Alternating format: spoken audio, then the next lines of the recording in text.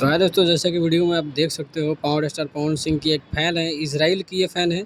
और उन्होंने पवन सिंह के गाने जो दिल वाले जो रुमाल में गाना काफ़ी सुपर हिट हुआ था गाना ये, और उस पे डांस करते हुए एक रील डाला है और बोला है कि पवन सिंह की फ़ैन है वो, और उनके साथ-साथ आपको वीडियो में कोई और भी दिखाई देगा।